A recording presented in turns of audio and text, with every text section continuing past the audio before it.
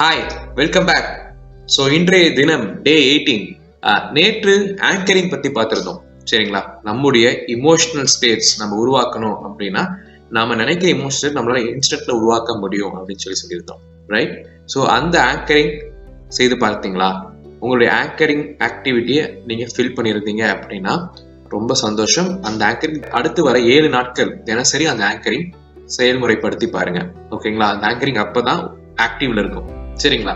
In fact anchoring அப்படிங்கிறது வந்து நம்மளுடைய பாடி போஸ்டர் இருக்கு இல்லைங்களா? பாடி போஸ்டர்ல கூட நம்ம ஆங்கரிங் பண்ணலாம். ஜஸ்ட் ஒரு கினசெட்டிக்கால மட்டும் கிடையாது. என்னுடைய ஷர்ட் இருக்கு, ஒயிட் ஷர்ட், என்ன ரோஸ் தினமும் ஒயிட் ஷர்ட்டே போட்டுட்டு இருக்க அப்படின்னு கூட நிறைய பேர் கேட்பாங்க. காரணம் என்னன்னா, ஒயிட் ஷர்ட் போடுமே ஐ கைண்ட் ஆஃப் ஒரு கான்ஃபிடென்ட்ங்கிற ஸ்டேட் நானா ஆங்கரிங் பண்ணி வச்சிருக்கேன். சரிங்களா? ஸோ எப்போ அந்த ஒயிட் ஷர்ட் போடலாம் I feel my self confident. So ஒவ்வொருத்தருக்கும் நான் உங்களுக்கு பிடித்த ஒரு ட்ரெஸ் போடும்போது பார்த்தீங்கன்னா அவங்க கண்ணாடி முன்னாடி நிற்கும் போது அவங்களுக்கே ரொம்ப கான்ஃபிடென்ட்டாக ஃபீல் பண்ணுவோம். கரெக்டுங்களா? So this how we create anchors. சரிங்களா? அந்த தினசரி நம்ம பயன்படுத்திட்டு இருக்கோம். ரைட்? அண்ட் அதன் காரணத்தினால தான் நம்ம குழந்தைகளை வந்து ஒரே பேஸ்ல உட்காந்து படிக்க வைக்கிறதுங்கிறது வந்து it will be kind of an anchor. சரிங்களா? ஸோ இந்த ஆங்கரிங்கை நாம வேற மாதிரியும் பயன்படுத்தலாம். சரி, இந்த ஆங்கரிங் நம்ம இப்ப பார்த்தோம். என்ன பார்த்தோம் அப்படின்னா ஒரு ட்ரிகர் நம்ம கிரியேட் பண்ணோம். ஓகேங்களா?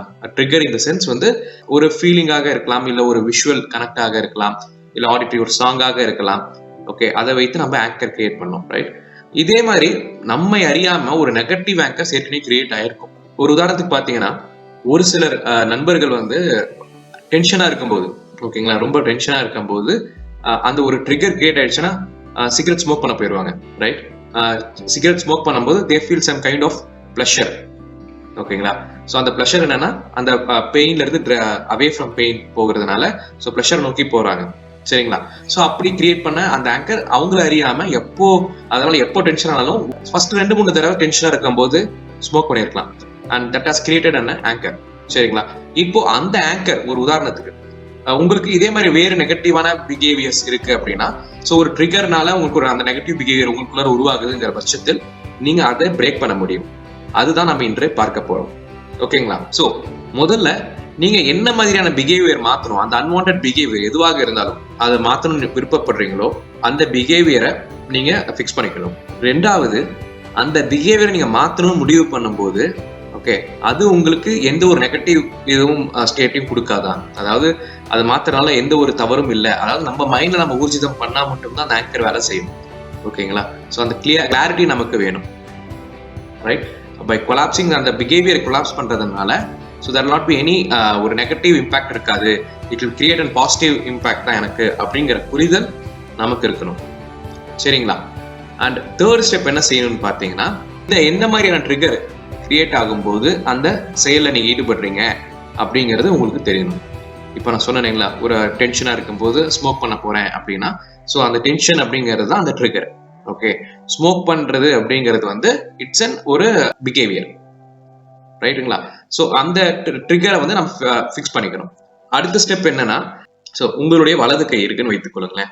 அந்த வலது கையில ஸோ அந்த ஒரு ட்ரிகர் ஏற்படும் போது உங்களுக்குள்ளார ஒரு இன்டென்ஸ் ஃபீலிங் இருக்கும். சரிங்களா? அந்த இன்டென்ஸ் ஃபீலிங் கிரியேட் ஆகும்போது நீங்க ஸ்மோக் பண்றீங்க. சே ஃபார் எக்ஸாம்பிள் அந்த ஒரு நீங்க அந்த இன்டென்ஸ் ஃபீலிங் நீங்க ஒரு பிஹேவியர் மாத்தணும்னு நினைக்கிறீங்க இல்லைங்களா?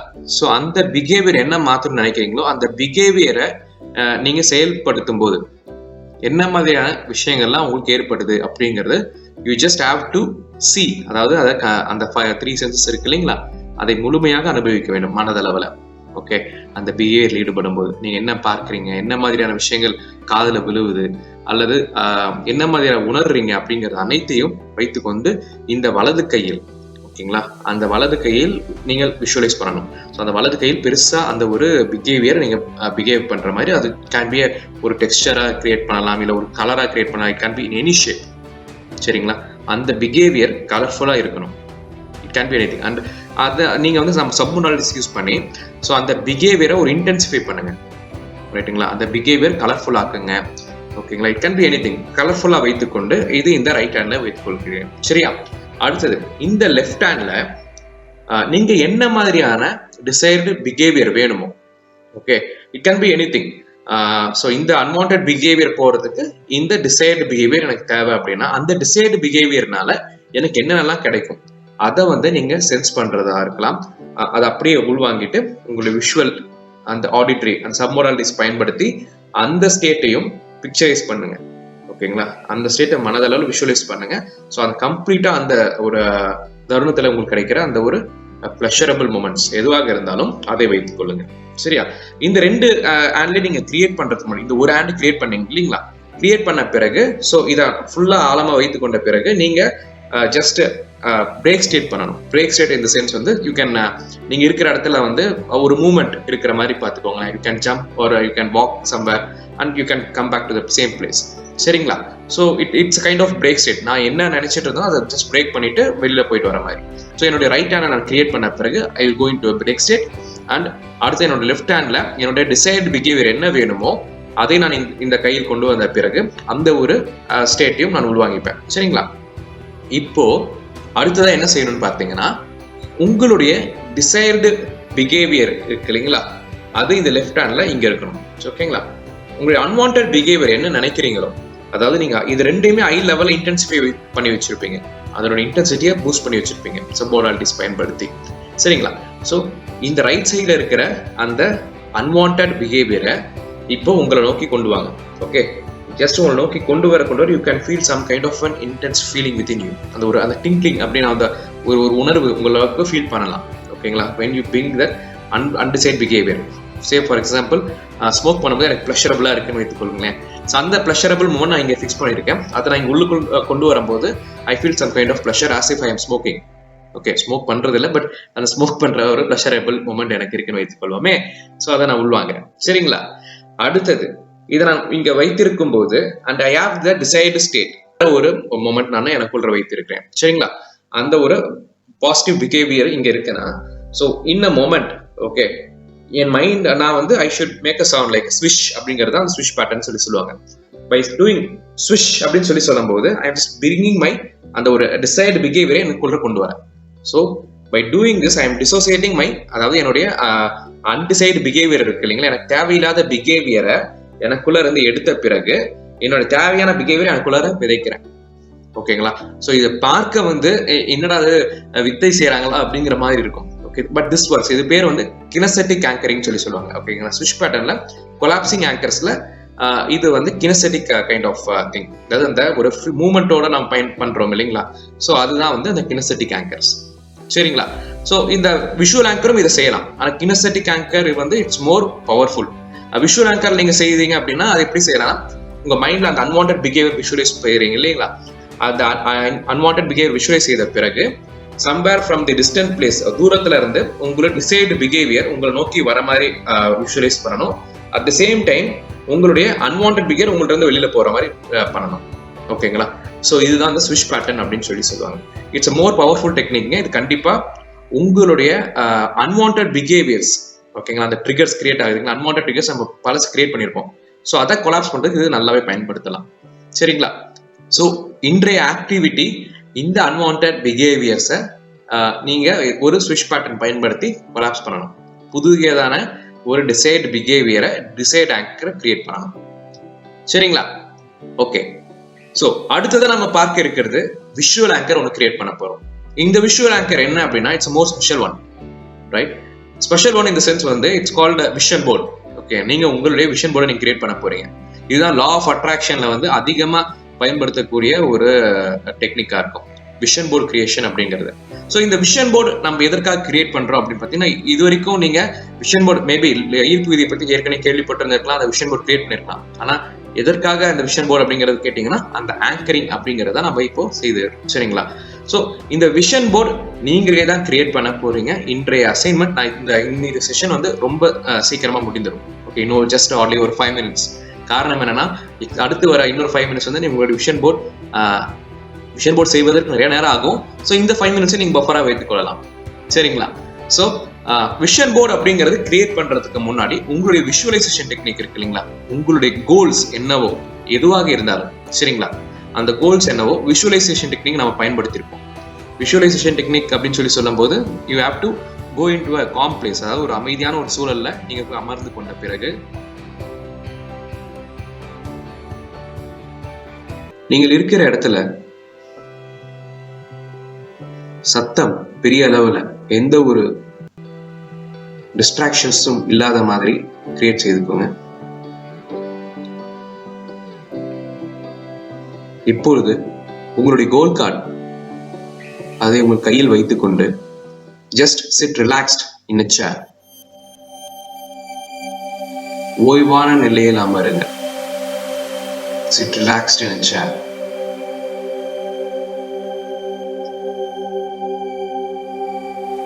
Just close your eyes and listen to my words.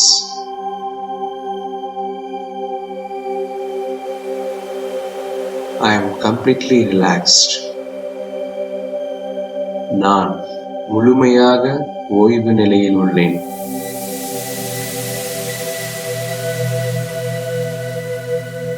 எனது உடல் முழுமையான ஓய்வு நிலையில் இருக்கிறது.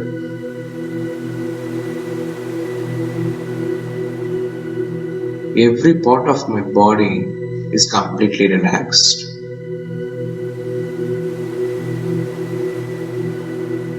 It's completely loosened. ஒரு தளர்வான நிலையில் மிகவும் தளர்வாக இருக்கிறது. Completely relaxed.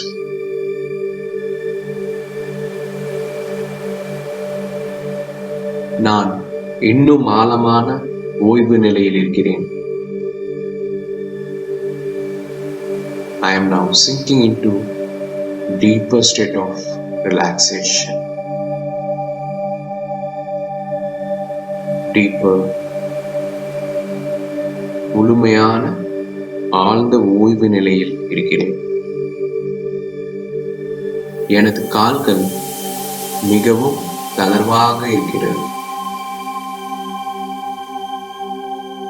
எனது கண் இமைகள் மிகவும் தளர்வாக இருக்கிறது. மிகவும் தளர்வாக. I am so relaxed. இப்போது உங்களுடைய கோல் கார்டில் நீங்கள் எழுதிய இலக்கு எதுவாக இருப்பினும் அதை உங்களுக்குள்ளே 10 முறை நம்பிக்கையுடன் சொல்லுங்கள்.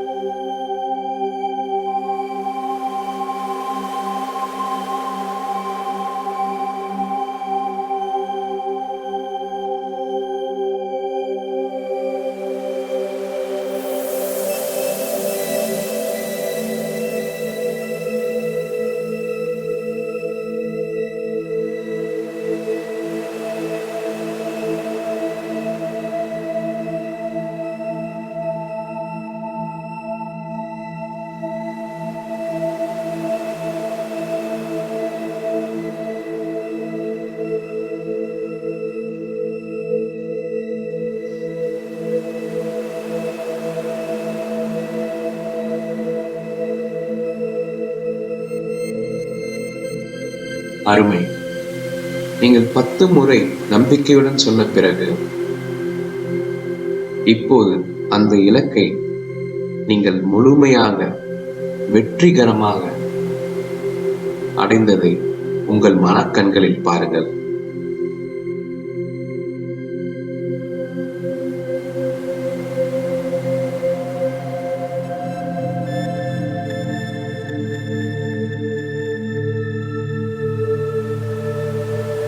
அந்த வெற்றியினால் கிடைக்கும் அந்த ஒரு சந்தோஷம், பூரிப்பு, உங்களை சுற்றி இருக்கும் அற்புதமான சூழல், அன்பு, கலகலப்பு, மன நிறைவு,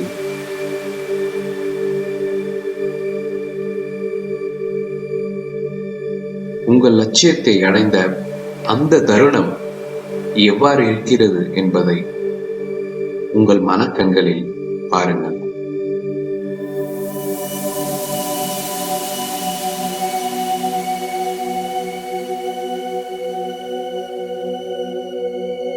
அந்த வெற்றி தருணத்தில் உள்ள அனைத்து மென்மையான சத்தங்களையும் உங்கள் காதுகளில் கேளுங்கள்.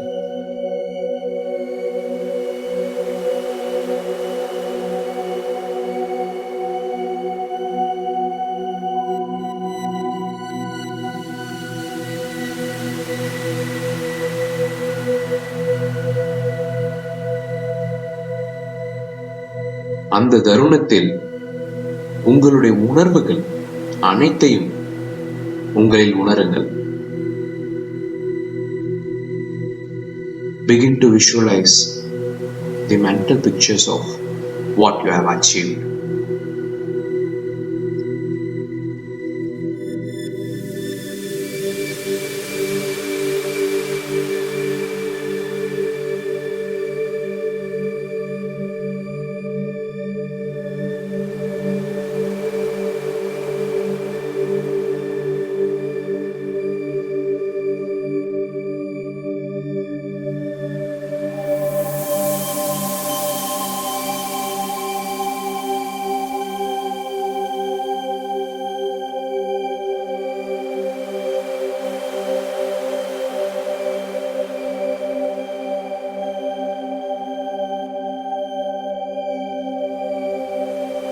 இப்போது மெதுவாக உங்களுடைய கண்களை திறக்கவும்.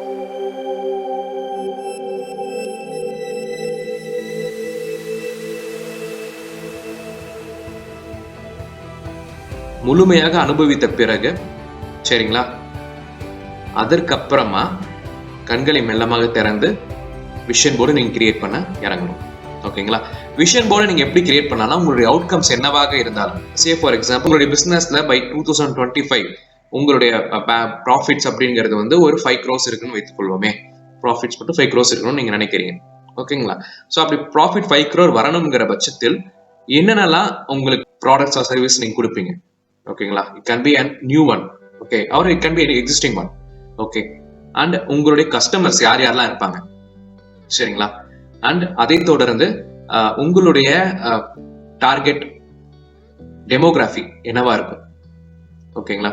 அண்ட் அது அடையிறப்போ உங்களுடைய கம்பெனி சைஸ் எப்படி இருக்கும், உங்களுடைய வேல்யூஸ் என்னென்னலாம் இருக்கும், அண்ட் உங்களுடைய பிலீஃப் ஸ்டேட்மெண்ட்ஸ் என்னென்ன இருக்கும், அந்த அஃபர்மேஷன்ஸ் அப்படின்னு சொல்லுவாங்க. ஸோ அஃபர்மேஷன்ஸ் அப்படிங்கிறது இட்ஸ் கைண்ட் ஆஃப் ஆங்கரிங். நம்ம ஆடிட்டரி ஆங்கர்ஸ் சொன்னோம் இல்லைங்களா, அந்த ஆடிட்டரி ஆங்கர்ஸ்ல வரக்கூடியது அந்த அஃபர்மேஷன்ஸ், ரைட்? ஸோ இன்னைக்கு அந்த அஃபர்மேஷன்ஸ் செய்வீங்க கிரியேட் பண்றதுங்கிறது. So you have to write down your own statement. அந்த அஃபர்மேஷன் ஒரு 20 தடவை எழுதுங்க, ஓகேங்களா? அந்த அஃபர்மேஷன் எழுதும் போது I am a powerful person அப்படின்னு சொல்லும் போது you should feel your self powerful, ஓகேங்களா? ஸோ 20 முறை எழுதும் போதும் நீங்க பவர்ஃபுல்லா இருக்கிற மாதிரி நீங்க உணரணும், right? And that is how affirmation works. அதுவும் வந்து ஆடிட்டரி ஆங்கர்ஸ், சரிங்களா? ஸோ இப்போ இந்த விஷன் போர்டில் அந்த அஃபர்மேஷன்ஸ் இருக்கு இல்லைங்களா, அந்த அஃபர்மேஷன்ஸையும் பிரிண்ட் அவுட் எடுத்து வைத்துக் கொள்ளுங்க, சரிங்களா? விஷன் போர்டு நம்ம சொல்றோம்னா பெரிய போர்டெல்லாம் இருக்கணுங்கிற அவசியம் இல்லைங்க. It can be anything like note புக்கா கூட இருக்கலாம். ஆனா தினசரி அந்த விஷன் போர்டை நீங்க பார்க்கணும், சரிங்களா? ஸோ அந்த விஷன் போர்டில் பார்க்கறது மட்டும் இல்லாம அதை அனைத்தையும் நீங்க அடைந்துட்டு தான் உணரணும், ஓகே? ஸோ உங்களுடைய வேல்யூஸ், உங்களுடைய பிலீஃப்ஸ், அதாவது உங்களுடைய அஃபர்மேஷன்ஸ் அண்ட் உங்களுக்கு என்ன நல்லா அவுட்கம் கிடைக்கும். சே ஃபார் எக்ஸாம்பிள் 5 crores நீங்க உங்களுடைய ப்ராஃபிட்ஸ் பார்த்துருக்கீங்க அப்படின்னா நீங்க அந்த நேரத்தில் ஒரு கார் வாங்கியிருக்கலாம், அல்லது ஒரு ஃபேமிலி ட்ரிப் போகலாம், உங்களுடைய எம்ப்ளாயிஸோட ஒரு ஃபேமிலி அவுட்டிங் சென்று இருக்கலாம். இட் கேன் பி எனிதிங், ஓகேங்களா? ஸோ இது அனைத்தையும் அந்த விஷன் போர்டில் ஒட்டி வைங்க, சரிங்களா? அது நீங்களே தான் செய்யணும். அது இன்னொரு பர்சன்ட் டெலிகேட் பண்ணாதீங்க. மேபி நீங்க வந்து அதை பிரிண்ட் அவுட் எடுத்து வைத்து ஒவ்வொரு ஸ்டேட்மெண்ட்ஸையும் நீங்க எழுதி பிரிண்ட் அவுட் எடுத்து வைத்து ஒட்டிக்கலாம், அல்லது ஒரு சார்ட் பேப்பர்ல கூட நீங்க செய்யலாம், சரிங்களா? ஸோ இன்றைய ஆக்டிவிட்டி அந்த விஷன் போர்டை கிரியேட் செய்த பிறகு உங்களுடைய விஷன் போர்டு இதுதான் அப்படின்னு சொல்லிட்டு நம்மளுடைய ஃபேஸ்புக் கம்யூனிட்டியில நீங்க போஸ்ட் பண்றீங்க, ஓகே? அந்த விஷன் போர்ட் தினசரி இது ஏன் நீங்க போஸ்ட் பண்ணணும்னு நினைக்காதீங்க. அந்த பை போஸ்டிங் இட் அந்த ஒரு எக்ஸைட்மெண்ட் உங்களுக்குள்ள பிறக்கும். அட் தி சேம் டைம் நீங்க செய்ய போறீங்கன்னு சொல்லிட்டு இந்த உலகத்துக்கு நீங்க சொல்றீங்க, ஓகே? இந்த பிரபஞ்சத்துக்கு நீங்க சொல்ற மாதிரி, சரிங்களா? பிரபஞ்சத்துக்கு I am going to do this அப்படிங்கிறது கான்ஃபிடென்ட்டா சொல்ற மாதிரி, ரைட்? ஸோ இன்றைய அசைன்மெண்ட் விஷன் போர்ட் செய்யணும், உங்களுடைய அஃபர்மேஷன்ஸ் ஓகேங்களா, அந்த அஃபர்மேஷன் எழுதணும், அடுத்தது ஸ்விஷ் பேட்டர்ன் ஓகேங்களா. இந்த 3ஐயும் இன்றைய தினம் செய்வீங்க. நாளைய தினம் இன்னும் ஒரு அழகான ஒரு டாபிக்கோட சந்திக்கிறேன். நன்றிகளுடன் ரோஜேஷ்.